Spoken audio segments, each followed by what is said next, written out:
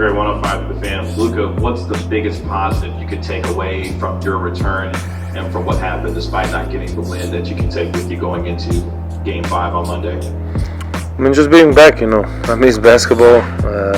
I'm just excited to be back. I have fun out there whenever it's just playing basketball, just having fun, playing basketball. And what could be better than in the playoffs? Playoffs are always excited, so I'm just glad to be back. The Dallas Mavericks suffer a gut-wrenching loss in game number 4 after overcoming a 12-point deficit at halftime. They had a chance to win it at the end, but it simply wasn't enough in Luka Doncic's return. This is Inside the Mavs right here on Kevin Gray Sports. My name is Kevin Gray. You can find me on Twitter, Facebook, and Instagram at Kevin Gray Sports. Be sure to hit that subscribe button right there for all things Kevin Gray Sports here on YouTube. And you can catch me on your home with the Dallas Cowboys and Texas Rangers. 105.3 The Fan. Despite the fact that Luka Doncic went for 30 points, 10 rebounds, shot over 52% from the field, 40% from the three-point line in his return after missing nearly 2 weeks with a left calf strain, the Dallas Mavericks were not able to get it done in game number 4 in Utah. They fall 100-99 in game 4 as the series is now tied at 2 games apiece, coming back to Dallas for game number 5 on Monday night. There were 13 lead changes in this game. The Dallas Mavericks overcame a 12-point halftime deficit to outscore the Utah Jazz in the third quarter, 39-24 by 15 points to take a lead going into the fourth quarter, where both teams were absolutely abysmal shooting the basketball in the fourth quarter, but the Jazz were able to make enough plays down the stretch to be able to win the game. Obviously, the game hinged on some critical plays in the fourth quarter. When you look at the sequence of events in the fourth quarter for the Dallas Mavericks and the Utah Jazz, you start with about a minute 43 left in the fourth quarter. Dwight Powell was able to hit 2 free throws for the Dallas Mavericks to get them a 94-93 lead. Then Donovan Mitchell with a $1:27 left gets a driving layup for a couple of points to get them back up 95-94. Then Luka Doncic hits a floater on the left side over Bogdanovic to get them a 96-95 lead with a minute 13 seconds left in the fourth quarter. As you get down in the fourth quarter, time starting to run out, the clock on the side of the Dallas Mavericks. Luka Doncic buries a 30-foot three-pointer to put him up 99-95 on his patented step-back three-point jump shot that seemingly put the Dallas Mavericks ahead for good with 39 seconds left in the game at 99-95.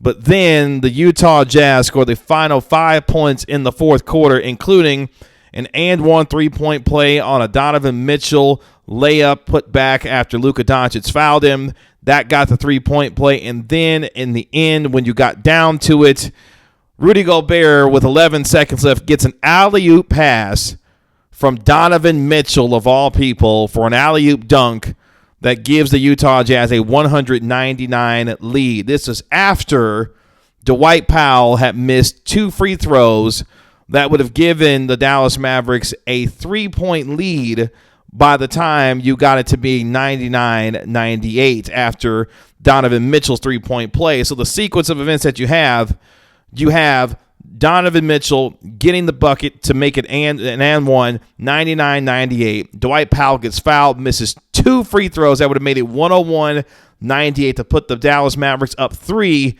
Instead, he misses both free throws. They go back down on the other end. You get the lob from Mitchell to Gobert, which puts him up 100-99. And then the final 11 seconds left, not able to get it done. The Dallas Mavericks decided not to advance the ball to half court to maybe make things a little bit easier, to maybe try to get a better look and a better shot at the end. But honestly, this is something that the Mavericks have done all season, not advancing the ball to the half court. So it's not something that is out of the ordinary when it comes to why they decided not to advance the ball. This was after, though, the Dallas Mavericks had got themselves back into this game. They were down by 12 at halftime. They outscored the Utah Jazz by 15 in the third quarter alone. When you look at the statistics of the third quarter alone and what they did, the Dallas Mavericks were absolutely spectacular in terms of their numbers and what they did shooting the basketball. They had been horrible from the three-point line to start off the game, but then when you look at what they did in the third quarter. They shot 80% from the three-point line, going 8 of 10 from the three-point line, shooting 78% overall in the field in the third quarter. They went 14 of 18 from the field, shot 80% from the three-point line, and that's where your 39 points came from. When you looked at the high marks in the third quarter, Dorian Finney-Smith went 4 for 4. He was 3 for 3 from the three-point line. Jalen Brunson, he was 4 of 5 from the field, went 2 of 2 from the three-point line. Both of them had 11 points. Luka Doncic had 7 points in the third quarter alone, themselves helping spur the Dallas Mavericks to 39 points and outscoring them, the Jazz, by 15. But it simply wasn't enough. As you got into the fourth quarter, the numbers were absolutely brutal on both sides. Both teams combined for just 40 points. Dallas shot 20% from 3 in the fourth quarter. They shot 33% overall in the fourth quarter. The Utah Jazz weren't much better, as they only shot 35% from the field and just 28% from 3 in the fourth quarter. But it was the Utah Jazz at the end that made just enough plays to be able to get it done. And now the Mavericks come back home with a 2-2 series tied at going into game number 5, despite the fact that Luka Doncic, who made his first game action since April the 10th dealing with a left calf strain, was actually pretty good. You could tell at the beginning of the game, you could tell how Luka Doncic was going to affect the game, driving into the paint. The first bucket of the game for the Dallas Mavericks was a lob to Dwight Powell for a dunk, which reminded Mavericks fans of why Luka Doncic and Dwight Powell have been so effective during the regular season and throughout their time together with the Dallas Mavericks. Things slow played, but the Dallas Mavericks shooting woes were absolutely abysmal in the first half. Spencer Dinwiddie was awful in the first half. They just could not get their shooting going. When you look at the first half statistics for the Dallas Mavericks and what they did in the first half alone, they shot 31% from the field, 20% from the three-point line. Meanwhile, the Utah Jazz shot 44%, but didn't do much better from the three-point line, shooting just 33%. But yet and still, the Dallas Mavericks were down 54-42 going into halftime. They were able to recover in the third quarter, obviously, and then when you got into the fourth quarter, as you heard the numbers just a moment ago, both teams were absolutely brutal. The referees, unfortunately, made their presence known throughout the game. A ton of foul calls from Kane Fitzgerald and his crew throughout the night. The Dallas Mavericks fouled way too much in this game when you look at the final numbers in terms of the free throw disparity between both teams. When you look at what the Dallas Mavericks did from a free throw perspective, they shot in this game 23 free throws, going 18 of 23.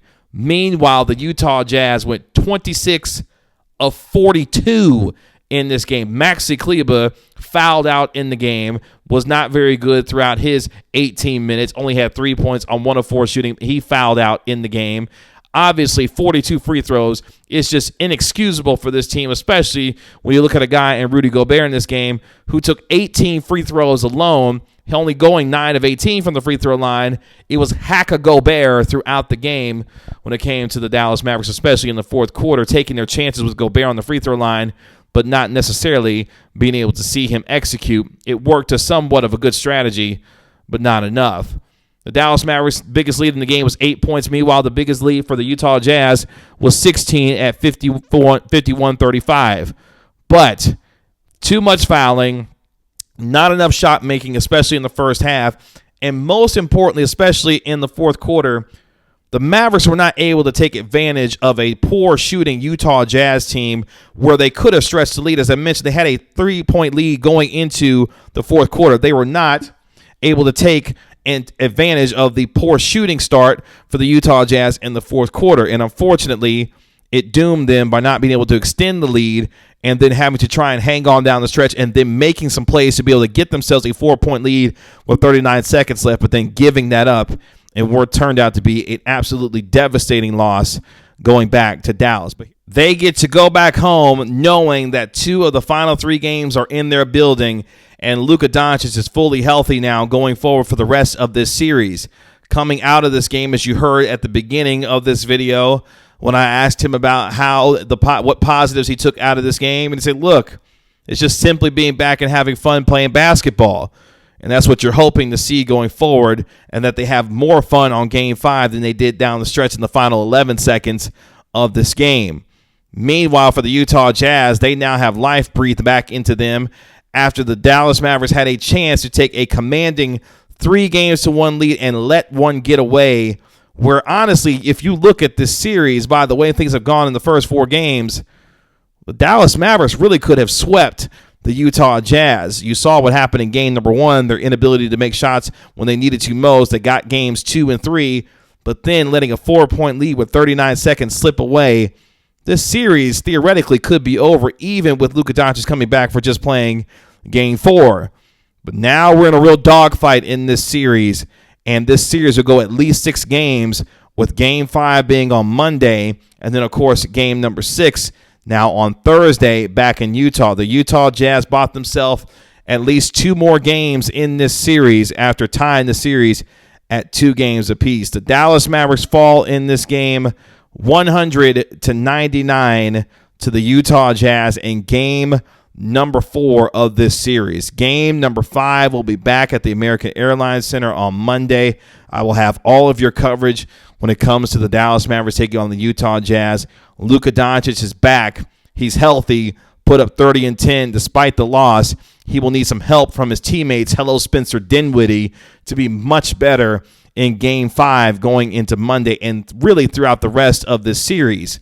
You can say what you want about how things changed with Jalen Brunson and this lineup. When you look at the final numbers for Jalen Brunson in this game, he did have 23 points on 7 of 18 shooting, but you could tell a little bit of the offensive rhythm was off, which I kind of anticipated coming into the game, that you could see a little bit of lack of rhythm offensively. You could tell early on that things were a little bit out of sync, incorporating Luka Doncic back into the lineup. We will see how much better that gets going into game 5. It should be much better going into game 5 and through the rest of the series now that they know Doncic is back and back to stay.